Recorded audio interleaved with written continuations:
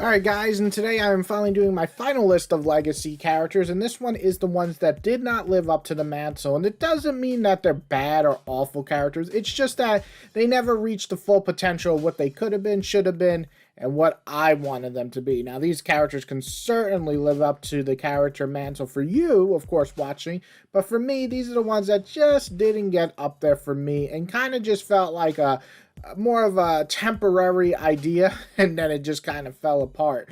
So let's get right into the list of characters or legacy characters that did not live up to the mantle. Alright, and coming in at number 5 is Shuri and T'Challa as Black Panther. Now, Shuri is a pretty interesting character in the movies.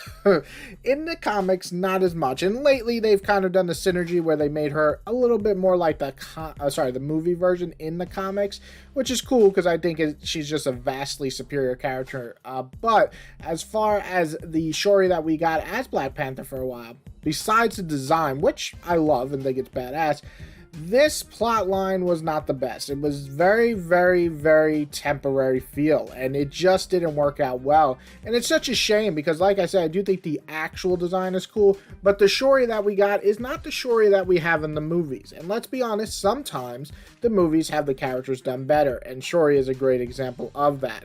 And having a character as big as T'Challa being replaced as Shuri, you really got to make an impact, and I thought that she did not. And nobody really talks about it other than posting that one picture of her as Black Panther throughout the Facebook and Twitter universe. So yeah, this character and the storyline that she was after all the events that happened were okay, and I like the idea that she kind of has to be the protector against like the main threat, but it just didn't work for me. So Shuri's definitely a disappointment when it comes to living up to the Black Panther mantle.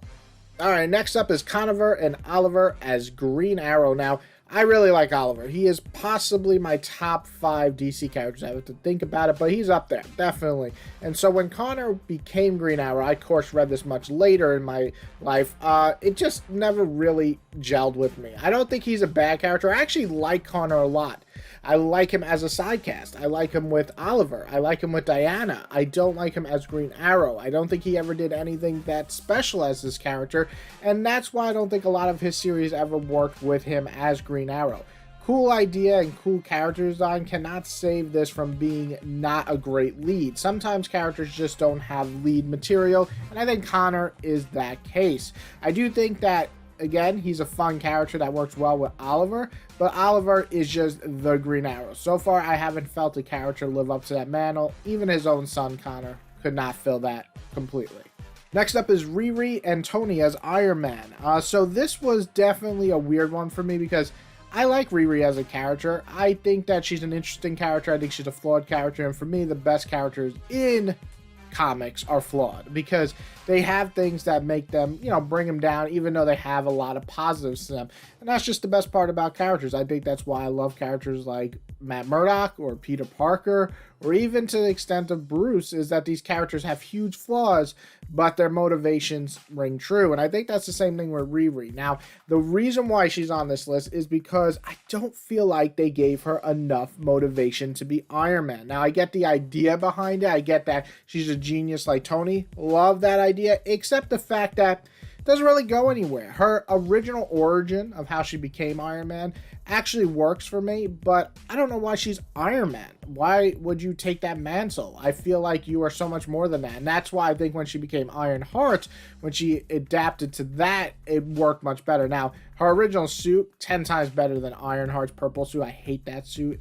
And the storyline never really went anywhere after the first 6 issues for me. And it was very short-lived. It was only 18 issues. So like I said, sometimes it's not so much that I don't like the character, it's that the plot line for that character just goes nowhere. And I think this fits more with like Shuri, where I felt like they didn't do enough plotting, where something like Connor, I feel like he just doesn't have the, he doesn't have the Green Arrow feel. I think Riri could have been a cool replacement for Iron Man, just like James Rhodes was for Iron Man for a while, but this just did not work for me in most cases, except for the suit. That suit, pretty cool.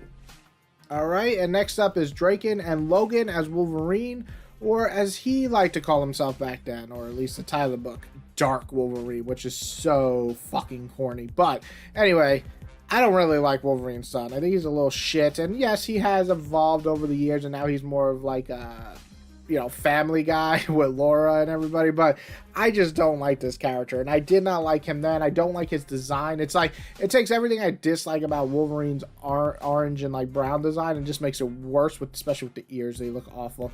But yeah, I thought he was just a terrible Wolverine. He didn't encapsulate anything that I like about Wolverine, unlike someone like Laura, who still feels like a Wolverine. Who, the whole point of Wolverine is to have a Wolverine be a protector, a Papa Bear or Mama Bear, and that's what I view Wolverine as.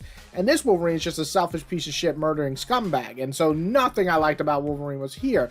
And it went on a little bit too long, because if this is like a 6-issue mini, I might have been like, whatever. But he went on for like, I think it was like 18 or 20 issues. He was also in Dark Avengers.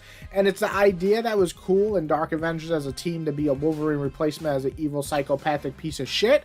Awesome. But then he still did his own adventures, and they were absolutely horrendous. So yeah, he's the worst Wolverine ever. Thank God he's gone. All right, my last one is Bart and Wally. And so this one was a really fun one, because Wally, to me, surpassed Barry by a mile. And no, I'm not using it as a pun, but it could be. You know what I'm saying? Because they're Flash or whatever. Anyway, Bart, on the other hand, cool character as Impulse. Fun.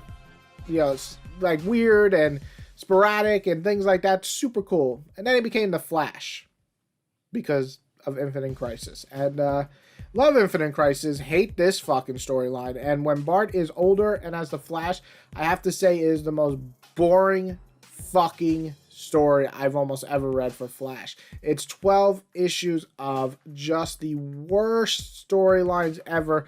But the insult to injury, I can take boring, I can take just kind of quietly forgetting it, is the way or the reason they kill Bart. I mean, Bart should not be murdered by the Rogues, and he is viciously murdered by the Rogues. This storyline is absolutely horrendous and kind of just disrespectful to the name of the Flash for me.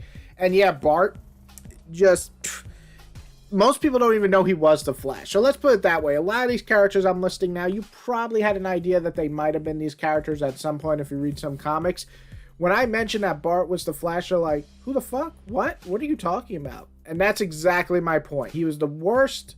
He was the most forgettable, and also just had the most horrendous storyline. So all three of those encapsulate what I mean when I say you do not live up to the mantle.